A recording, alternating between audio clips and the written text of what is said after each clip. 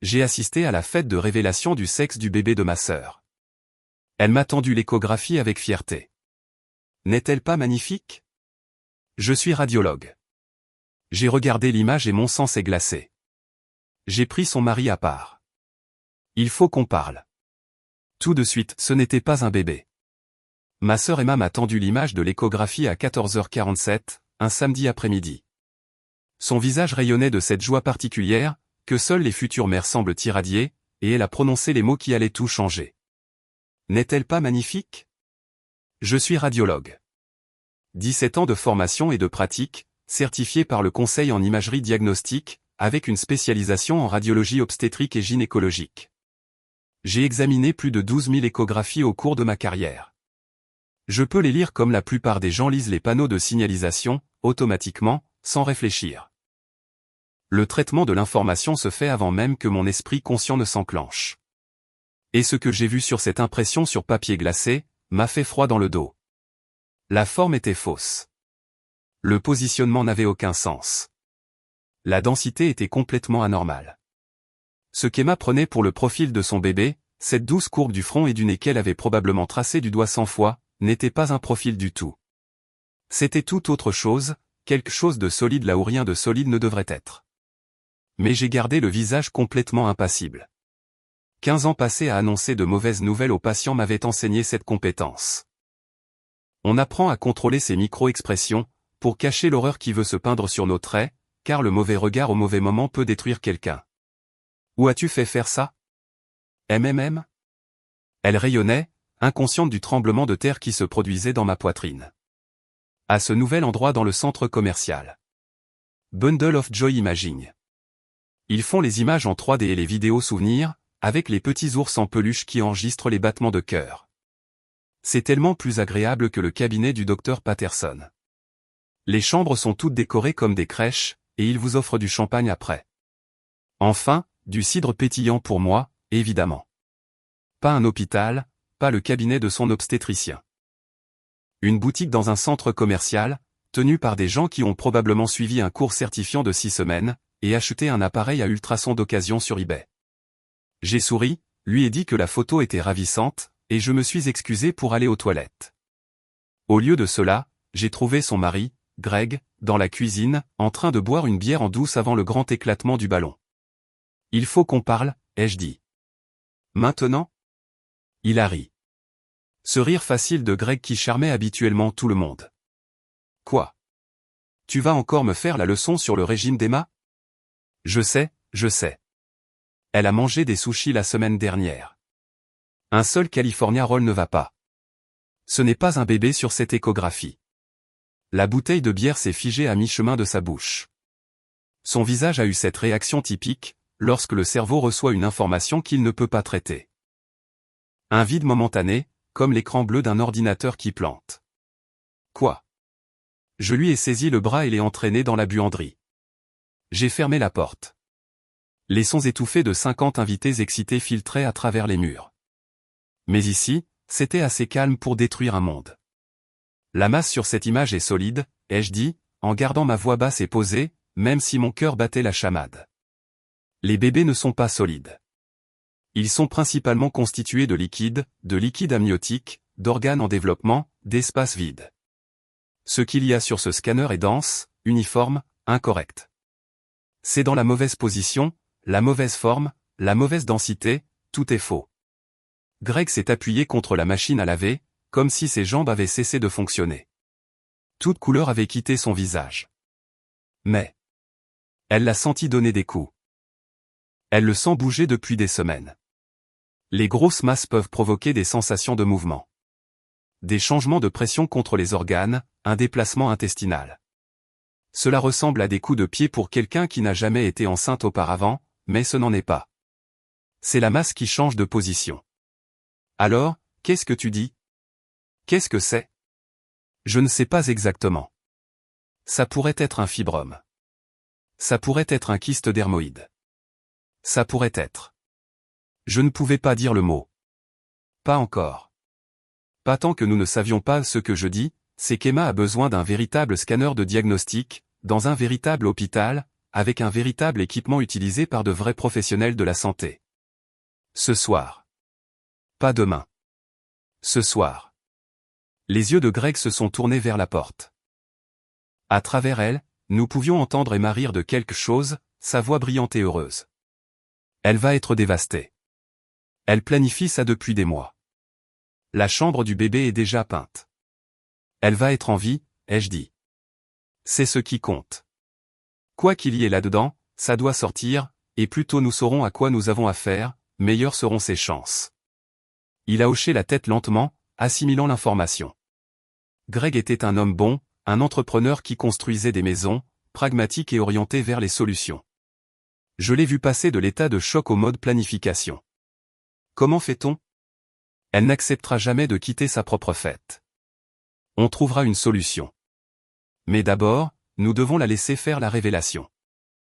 Elle mérite ce moment. Même si. Je n'ai pas pu finir la phrase. Même si c'est le dernier moment heureux qu'elle aura pour un moment, a-t-il fini pour moi. Nous sommes retournés à la fête. Le jardin de la maison de banlieue d'Emma et Greg avait été transformé en un pays des merveilles roses et bleues. Des serpentins pendaient de chaque surface. Une table gémissait sous le poids des cupcakes avec des points d'interrogation en décoration, des petits fours, un gâteau en forme de grenouillère de bébé. Un ballon noir géant flottait au centre du jardin, gros d'hélium et de secret, attendant d'exploser en confetti rose ou bleu. 50 personnes déambulaient avec des verres de prosecco et de l'excitation. Nos parents étaient là. Maman pleurait déjà. Papa faisait semblant de ne pas être ému. Les amis de fac d'Emma, ses collègues de travail, les voisins, tout le vaste réseau de personnes qui l'aimaient, et qui s'étaient réunis pour célébrer ce nouveau chapitre de sa vie. Un chapitre qui n'existait pas. La meilleure amie d'Emma, Courtney, après 3 verres de vin, m'a saisi le bras alors que je passais. N'est-ce pas incroyable? Je savais que ça allait être une fille. J'ai dit à Emma, vu la façon dont elle portait le bébé, bas et rond. C'est classique pour une fille. J'avais envie de hurler. Envie de la saisir par les épaules, de la secouer et de dire, ce n'est pas un ventre de grossesse. C'est une tumeur. Arrête de parler de quelque chose que tu ne comprends pas. Au lieu de cela, j'ai souri. Les décorations sont magnifiques, non? J'ai aidé à tout choisir. Le thème est les sucres et épices, parce que les filles sont faites de sucre, d'épices et de toutes les choses gentilles, tu sais? Bien qu'honnêtement, Emma a été une sorte de cauchemar ces dernières semaines. Les hormones, je suppose. Ou la masse appuyant sur ses organes, provoquant des troubles de l'humeur et de la fatigue, et tous les symptômes qu'elle avait attribués à la grossesse. Emma est apparue à mon coude, vibrant pratiquement d'excitation. C'est l'heure. Tout le monde est là. Prépare ton téléphone pour les photos. J'ai sorti mon téléphone, ouvert l'appareil photo, essayé d'empêcher mes mains de trembler. Greg a croisé mon regard à travers le jardin. Il ressemblait à un homme marchant vers sa propre exécution, essayant de sourire à travers la terreur. Emma et Greg ont pris position devant le ballon. Elle portait une robe d'été blanche avec des fleurs roses et bleues. Neutre jusqu'à ce qu'on sache, avait-elle dit en l'achetant. Il portait une chemise bleue qu'elle avait choisie pour lui. Ils avaient l'air parfaits, heureux, amoureux. Tout n'était que mensonge. Emma a levé l'épingle surdimensionnée, se tournant pour faire face à ses invités. D'accord, tout le monde. Prêt à découvrir si nous allons avoir une petite princesse ou un petit prince? 3, a crié la foule. Je devrais arrêter ça. 2. Je devrais dire quelque chose. 1. Que Dieu me pardonne. Le ballon a éclaté. Des confettis roses ont explosé partout. Ils sont tombés comme de la neige, s'accrochant aux cheveux et se posant sur les épaules, dérivant vers l'herbe en spirale douce. Tout le monde a crié, applaudi et acclamé. Emma a éclaté en sanglots. Des larmes de joie. Des larmes magnifiques, dévastatrices, déchirantes. Elle a jeté ses bras autour de Greg, et s'est accrochée à lui comme s'il était la seule chose solide, dans un monde devenu soudainement doux et merveilleux. Une fille, sanglotait-elle. Nous allons avoir une fille. J'ai regardé les confettis roses se poser sur l'herbe, et j'ai senti mon cœur se briser en 1000 morceaux. 2 heures plus tard, j'ai présenté mes excuses. Urgence familiale à l'hôpital. Ironique, étant donné que la véritable urgence se tenait à 3 mètres de là, serrant sa mère dans ses bras et parlant des couleurs de la chambre du bébé. J'ai besoin que Greg me conduise, ai-je dit en levant mon verre de vin. J'ai trop bu pour conduire moi-même. Emma a fait la moue, de la même façon qu'elle me faisait la moue depuis que nous étions enfants et que j'avais quelque chose qu'elle voulait. Tu pars déjà? Mais nous n'avons même pas coupé le gâteau. Je sais. Je suis désolé. Je t'appellerai demain. Promis? Elle m'a serré dans ses bras. Son ventre pressé contre moi. Pas un ventre de femme enceinte, je le savais maintenant. Juste le gonflement de quelque chose de terrible qui grandissait en elle. Merci d'être venu. Je sais que tu es occupé. Ça signifie tellement que tu aies été là. Je n'aurais manqué ça pour rien au monde. Le mensonge avait un goût de cendre. Greg nous a conduits directement à l'hôpital général Merci, dans un silence total. J'avais appelé à l'avance, parlé au docteur Rachel Chen, chef de l'imagerie obstétrique, collègue et ami depuis 12 ans. J'avais tout expliqué en termes cliniques rapides pendant qu'Emma nous disait au revoir depuis le porche. Amène-la directement en radiologie, avait dit Rachel. J'aurai une équipe prête. Nous ferons un bilan diagnostic complet. Si c'est ce que tu penses, nous aurons la chirurgie en attente. Emma a envoyé un SMS pendant le trajet. Est-ce que tout va bien? Vous aviez tous les deux l'air si sérieux quand vous êtes partis. Les mains de Greg se sont resserrées sur le volant. Qu'est-ce que je lui dis? Dis-lui qu'on récupère des médicaments pour moi. Dis-lui qu'il y a eu une confusion à la pharmacie. Dis-lui n'importe quoi qui nous fasse gagner 20 minutes. Il a tapé d'une seule main. Tout va bien. Sarah avait juste besoin de récupérer quelque chose à l'hôpital. De retour bientôt. Je t'aime. 3 petits points sont apparus alors qu'Emma tapait sa réponse. Puis, d'accord, n'oubliez pas que nous avons un brunch avec ta mère demain. Je t'aime aussi. La normalité de la situation était dévastatrice. Ils ont pris Emma en charge dans les 20 minutes suivant notre arrivée. J'avais appelé le téléphone de Greg alors que nous entrions sur le parking. Je lui avais dit de l'amener aux urgences. Je leur avais dit que je les retrouverais là-bas. Emma est arrivée, l'air confus et inquiet. Qu'est-ce qui se passe? Sarah, tu vas bien? Greg a dit que tu avais des douleurs thoraciques. Je n'avais pas dit ça. Greg avait paniqué et inventé quelque chose. Je vais bien, ai-je dit, mais nous devons parler. Pouvons-nous aller dans un endroit privé? Le docteur Chen attendait dans une salle de consultation, avec le docteur Marcus Webb, un oncologue gynécologue que je lui avais demandé d'appeler. Sa présence était une précaution. J'espérais que nous n'aurions pas besoin de lui, mais je voulais que toutes les possibilités soient couvertes. La confusion d'Emma s'est transformée en peur, lorsqu'elle a vu les professionnels médicaux réunis. Qu'est-ce que c'est? Pourquoi y a-t-il des médecins ici? Emma, ai-je dit en lui prenant les mains. Elles étaient froides, tremblantes. Quelque chose ne va pas. J'ai besoin que tu me fasses confiance. J'ai besoin que tu les laisses faire une échographie. Une vraie échographie, avec un équipement adéquat. Mais j'ai déjà eu. L'endroit où tu es allé n'est pas un établissement médical. Ils n'ont pas de licence. Ils n'ont pas de vraie formation. Et l'image qu'ils t'ont donnée, ce n'est pas ce que tu penses. Son visage s'est décomposé. Qu'est-ce que tu veux dire? Je veux dire qu'il n'y a peut-être pas de bébé, Emma. Je veux dire qu'il pourrait y avoir autre chose, et nous devons en être sûrs tout de suite pour pouvoir t'aider. Greg pleurait silencieusement, des larmes coulant sur son visage, alors qu'il se tenait derrière sa femme, les mains sur ses épaules. Emma m'a regardé, a regardé les médecins, son mari, puis de nouveau moi. Tu penses que je ne suis pas enceinte? Je pense que tu as besoin d'en être certaine. Avec un véritable équipement. S'il te plaît. Elle les a laissés l'emmener. Le docteur Chen a effectué l'examen personnellement. 30 ans d'expérience guidant la sonde sur l'abdomen d'Emma, pendant que je regardais depuis l'embrasure de la porte. L'image est apparue sur l'écran. J'ai vu le visage du docteur Chen changer. J'ai vu sa neutralité prudente glisser juste un instant avant qu'elle ne se reprenne.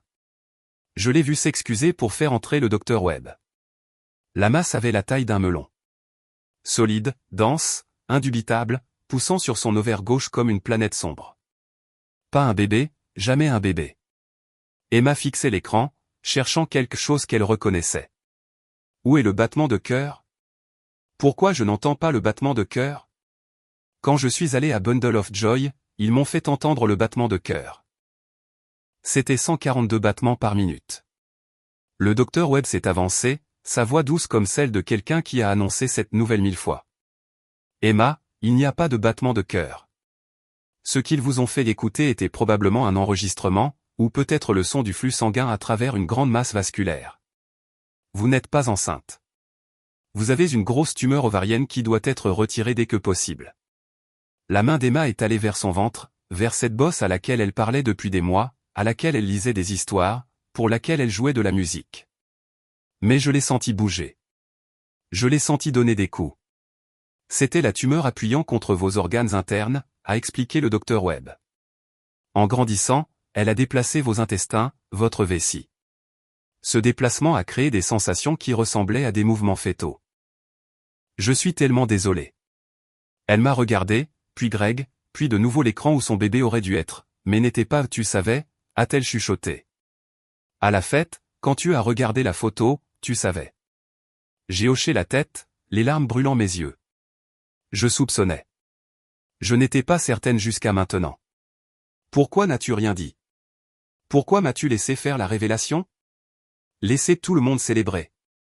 Parce que tu méritais ces quelques dernières heures de bonheur. Et parce que j'avais besoin d'être sûr. Je ne pouvais pas détruire ton monde sur la base d'une intuition. J'avais besoin de savoir. Emma m'a attrapé la main, l'a serrée si fort que j'ai cru qu'elle allait me briser les doigts. Ce n'est pas juste, a-t-elle sangloté. Ce n'est pas juste. J'ai tout fait correctement. J'ai pris les vitamines prénatales. J'ai arrêté de boire du café. J'ai peint la chambre en jaune parce que cet endroit disait que le jaune était bon pour le développement du cerveau. J'ai tout fait correctement et il n'y a pas de bébé. Il n'y a jamais eu de bébé. Je l'ai tenue pendant qu'elle pleurait. Greg nous tenait toutes les deux. Le docteur Chen a calmement documenté les résultats, pendant que le docteur Webb allait réserver la salle d'opération. La chirurgie a été fixée pour le lendemain matin. Ils ont retiré une tumeur de la taille d'un petit melon miel de l'abdomen de ma sœur à 7h34, le dimanche matin. Le docteur Sarah Martinez, oncologue chirurgicale, 18 ans d'expérience, les mains stables comme la pierre, a effectué l'opération pendant que Greg et moi étions assis dans la salle d'attente, essayant de ne pas nous effondrer. Les résultats de la pathologie sont revenus mardi. Bénin. Un tératome kystique mature, communément appelé kyste dermoïde, contenant des tissus incluant des cheveux, des dents et de la matière sébacée. Grotesque, mais pas cancéreux, pas mortel. Maintenant qu'il était sorti, Emma allait se rétablir complètement. Son ovaire a été sauvé. Sa fertilité a été préservée. Mais quelque chose d'autre était parti pour toujours. Et aucune chirurgie ne pourrait le ramener. La première semaine a été la plus dure. Emma ne voulait pas manger, ne voulait pas parler, ne voulait pas quitter son lit sauf pour aller aux toilettes. Greg a pris des congés pour s'occuper d'elle, pendant que je me coordonnais avec son équipe médicale. Sa thérapeute, le docteur Amanda Foster, spécialisée dans la perte périnatale et les traumatismes reproductifs, est venue à la maison 3 fois cette semaine-là. C'est un deuil, m'a-t-elle expliqué dans la cuisine pendant qu'Emma dormait à l'étage. Un deuil réel et profond. Elle pleure un enfant qui n'a jamais existé, mais qui était complètement réel pour elle. Le bébé avait un nom, une chambre, un avenir. Tout cela a disparu maintenant. Est-ce qu'elle ira bien?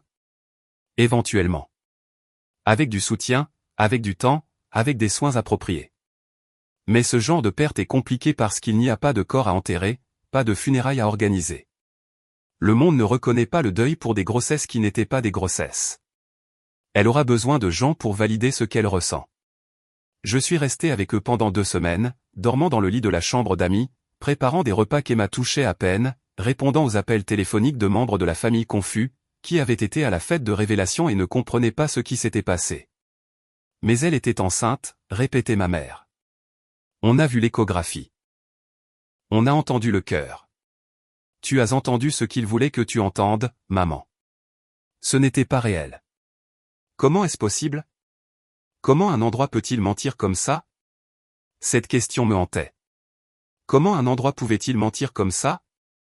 Comment quelqu'un pouvait-il prendre $40 à une mère pleine d'espoir, et lui remettre un fantasme déguisé en imagerie médicale? 3 semaines après la chirurgie d'Emma, j'ai décidé de trouver la réponse. J'ai commencé par des recherches. Bundle of Joy Imaging opérait depuis 18 mois, dans un local de centre commercial situé entre un salon de manucure et un atelier de réparation de téléphone. Leur site web était brillant et professionnel. Imagerie bébé 4D et 5D. Révélation du sexe à partir de $59. Écoutez le cœur de votre bébé et emportez-le dans un ours en peluche. Aucune mention de référence médicale nulle part. Aucun médecin listé. Aucune information sur la responsabilité civile. Juste des photos d'archives de femmes enceintes souriantes, et des promesses de souvenirs qui durent toute une vie. J'ai appelé le Conseil de l'Ordre des médecins de l'État de l'Arizona, j'ai parlé à un agent de conformité nommé James Harrison, qui enquêtait sur les pratiques médicales illégales depuis 15 ans. Nous connaissons ces endroits, a-t-il dit quand j'ai expliqué la situation. Ils apparaissent constamment. Ils s'appellent imagerie de divertissement ou échographie souvenir, ce qui techniquement ne nécessite pas de licence médicale. Mais quand ils commencent à fournir des informations sur la santé fœtale, le sexe, le positionnement, cela bascule dans le diagnostic médical, ce qu'ils n'ont absolument pas le droit de faire. Pouvez-vous les fermer? Nous avons besoin de plaintes documentées, de preuves qu'ils font des affirmations médicales, de témoignages de personnes qui ont subi un préjudice. Je pouvais fournir tout cela. Mais je voulais plus qu'une seule plainte. Je voulais savoir combien d'autres familles Bundle of Joy avaient trompé. Alors, j'ai commencé à creuser. Les réseaux sociaux ont rendu les choses faciles. J'ai trouvé la page Facebook de Bundle of Joy. 4,8 étoiles, des centaines d'avis élogieux. Expérience incroyable, tellement mieux que le cabinet de mon médecin, vaut chaque centime pour voir le visage de mon bébé. Mais enfoui parmi les éloges, il y avait d'autres commentaires, des questions, des inquiétudes. Une femme nommée Melissa Santos, ils m'ont dit que j'attendais un garçon à 16 semaines. Mon médecin dit que c'est définitivement une fille. Maintenant, j'ai une chambre pleine de vêtements bleus. Une femme nommée Patricia Ortiz, ils ont dit que mon bébé avait des mensures parfaites. Une semaine plus tard, mon obstétricien a dit qu'il avait une grave malformation cardiaque qu'ils auraient dû voir. Un homme nommé David Kim, ma femme y est allée 3 fois. Ils n'ont jamais mentionné quoi que ce soit d'anormal. Elle a perdu le bébé à 24 semaines. L'autopsie a montré des problèmes qui auraient dû être visibles à l'échographie. J'ai envoyé un message à chacun d'entre eux. J'ai expliqué qui j'étais, une radiologue, un membre de la famille inquiet, quelqu'un qui rassemblait des informations sur des pratiques potentiellement négligentes. J'ai demandé s'ils seraient prêts à partager leurs expériences. 17 personnes ont répondu en une semaine. Les histoires étaient dévastatrices. Amanda Chen, 31 ans, s'était entendu dire qu'elle portait des jumeaux en bonne santé. L'un des jumeaux était en fait un œuf clair, un sac gestationnel vide sans fœtus. Elle ne l'a découvert qu'à 20 semaines de grossesse et n'a accouché que d'un seul bébé. Marcus et Lisa Rodriguez s'étaient entendu dire que leur bébé était une fille en bonne santé à 13 semaines. Leur bébé était en fait un garçon avec de graves anomalies chromosomiques. Ils n'ont pas pu se préparer, n'ont pas pu prendre de décisions éclairées concernant leur grossesse. Jennifer Walsh, 28 ans, s'était entendu dire que tout semblait parfait. Son bébé souffrait d'anencéphalie, une condition où le cerveau et le crâne ne se développent pas correctement. Elle l'a découvert lors de son échographie anatomique de 20 semaines, dans un véritable établissement médical. Si j'avais su plus tôt, m'a-t-elle dit au téléphone, la voix à vif, j'aurais pu mettre fin à la grossesse. Humainement. Au lieu de cela, je l'ai porté pendant encore 4 mois, sachant qu'il mourrait à la naissance. Et puis il y a eu Sarah Blackwell, 24 ans, première grossesse. Bundle of Joy lui avait dit que tout allait bien. Son médecin habituel avait confirmé la grossesse, mais n'avait pas encore fait d'imagerie détaillée. Elle n'en était qu'à 11 semaines. Ce que personne n'avait vu, parce que personne avec une formation adéquate n'avait regardé, c'est que la grossesse de Sarah était extra-utérine. L'embryon s'était implanté dans sa trompe de Fallope au lieu de son utérus. Sa trompe s'est rompue à 13 semaines. Elle a failli mourir d'une hémorragie dans son appartement. Une chirurgie d'urgence lui a sauvé la vie, mais a emporté sa trompe. Sa fertilité a été définitivement compromise. Ils auraient pu le voir, m'a dit le docteur Rachel Chen quand je lui ai montré la documentation que j'avais rassemblée. Une grossesse extra-utérine est visible à l'échographie si vous savez ce que vous cherchez. Mais ces gens ne savent pas ce qu'ils cherchent. Ils sont formés pour trouver des angles mignons et des indices sur le sexe, pas une pathologie médicale. J'ai tout apporté à James Harrison au Conseil de l'État. Des témoignages imprimés, des dossiers médicaux des familles touchées qui avaient accepté de les partager, des captures d'écran des documents marketing de Bundle of Joy faisant des affirmations sur la vérification de la santé du bébé et la confirmation d'un développement normal. J'ai aussi amené Victoria Stern, une journaliste de Channel 7 News, qui couvrait la fraude aux soins de santé depuis 11 ans et avait la réputation de faire tomber les opérateurs dangereux. Et j'ai amené mon avocate, Catherine Park, spécialiste de la fraude professionnelle médicale, 23 ans d'expérience, qui avait déjà commencé à préparer des poursuites civiles au nom des familles touchées. C'est plus qu'il n'en faut, a déclaré Harrison après avoir tout examiné. Nous pouvons émettre une ordonnance de cessation et d'abstention immédiatement, et renvoyer l'enquête criminelle au procureur du comté. Je veux être là quand vous les fermerez, ai-je dit. Je veux voir ça. Ce n'est pas la procédure standard. Ma sœur a failli mourir parce que ces gens lui ont tendu la photo d'une tumeur, et lui ont dit que c'était un bébé. Je veux voir ça. Il a regardé Victoria, qui prenait déjà des notes. Il a regardé Catherine, qui a hoché légèrement la tête. Il m'a regardé de nouveau. D'accord. Vendredi matin, 8 heures. N'apportez pas de caméra tant que nous n'avons pas sécurisé les lieux. La propriétaire de Bundle of Joy Imagine était une femme nommée Brenda Holloway, 53 ans, ancienne assistante médicale qui avait perdu sa licence 8 ans plus tôt pour avoir falsifié des dossiers de patients. Elle avait acheté un appareil à ultrasons d'occasion sur eBay pour $4,700, et loué l'espace du centre commercial pour $1,200 par mois. Ses coûts de démarrage totaux avaient été inférieurs à $10,000. En 18 mois d'activité, elle avait effectué plus de 2400 examens à un prix moyen de $85 chacun. Cela représentait plus de $200,000 de revenus, obtenus en prétendant être une professionnelle de la santé. Quand nous sommes arrivés vendredi matin, moi, Victoria et son équipe de tournage attendant dehors comme promis, 2 enquêteurs du Conseil de l'État et un adjoint du shérif en renfort Brenda s'installaient pour la journée. Mur rose, ours en peluche sur les étagères, un mur de bébés couvert de photos de nourrissons souriants, dont aucun qu'elle n'aurait pu photographier éthiquement. Puis-je vous aider, a-t-elle demandé, son sourire vacillant alors qu'elle remarquait les badges et les documents officiels. James Harrison s'est avancé. Brenda Holloway, je vous remets une ordonnance de cessation et d'abstention du Conseil de l'Ordre des médecins de l'Arizona. Vous faites également l'objet d'une assignation pénale du bureau du procureur du comté de Maricopa. Cet établissement est fermé immédiatement, en attendant l'enquête. Son visage est devenu pâle. C'est juste du divertissement. Je ne pratique pas la médecine. Je n'ai jamais prétendu.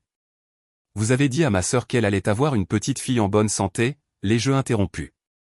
Vous lui avez fait écouter l'enregistrement d'un battement de cœur, et vous lui avez facturé $40 pour la photo d'une tumeur. Une tumeur qui aurait pu la tuer si elle n'avait pas eu, par hasard, une radiologue dans la famille. Les yeux de Brenda allaient de l'un à l'autre. Je ne sais pas de quoi vous parlez. Je n'ai jamais. Nous avons 17 familles prêtes à témoigner, a déclaré Catherine, s'avançant avec un dossier de documents. 4 d'entre elles ont des dossiers médicaux montrant des conditions que vos examens auraient dû déceler mais n'ont pas vues.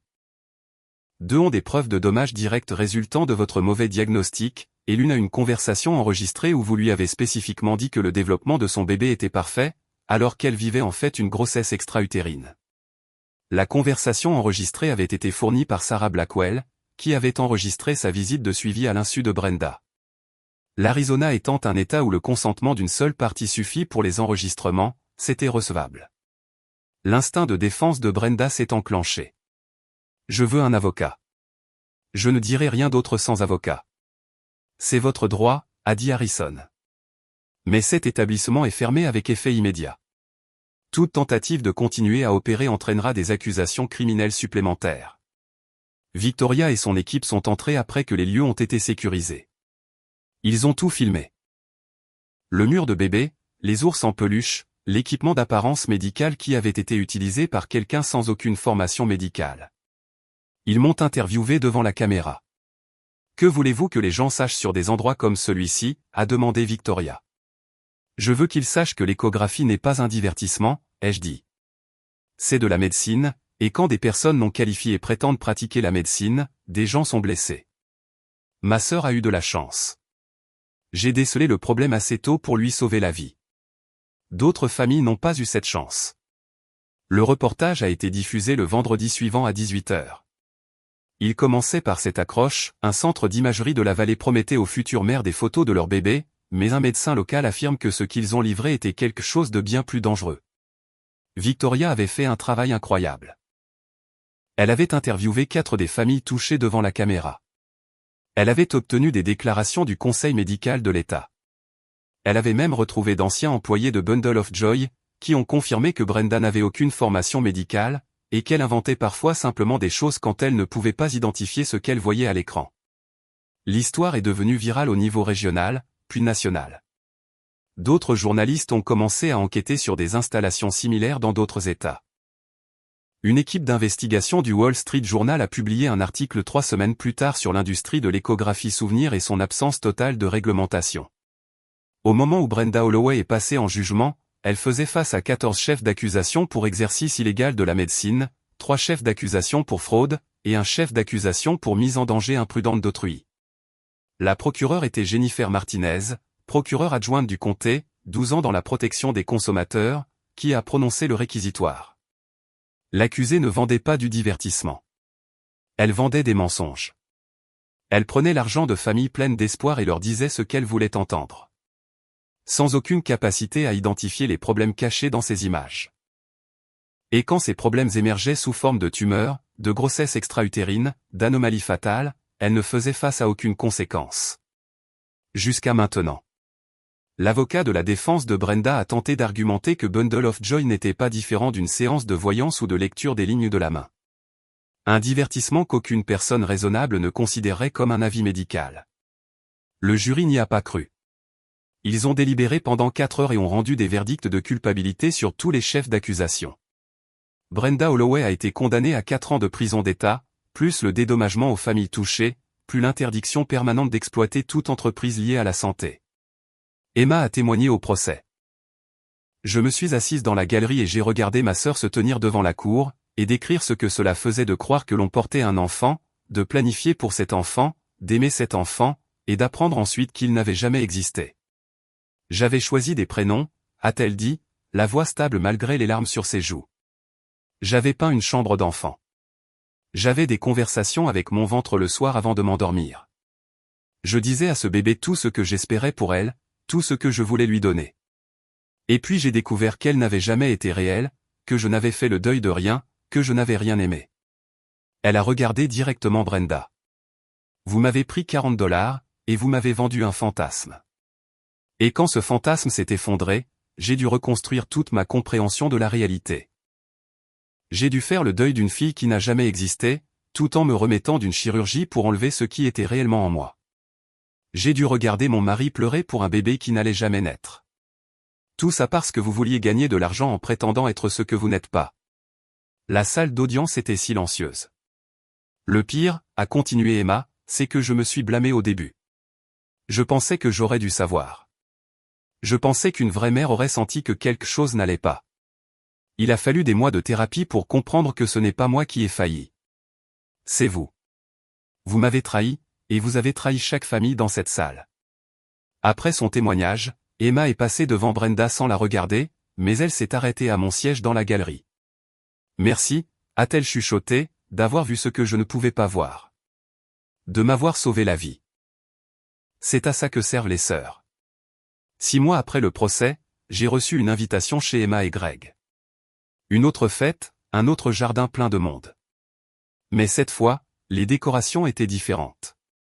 Pas de serpentin rose ou bleu, pas de ballon de révélation du sexe, juste des fleurs jaunes et blanches, des amis et la famille, et une table avec un petit gâteau qui disait « Bienvenue à la maison ». Emma m'a accueilli à la porte. Elle avait l'air en meilleure santé que je ne l'avais vue depuis 1 an. Des couleurs aux joues, de la lumière dans les yeux.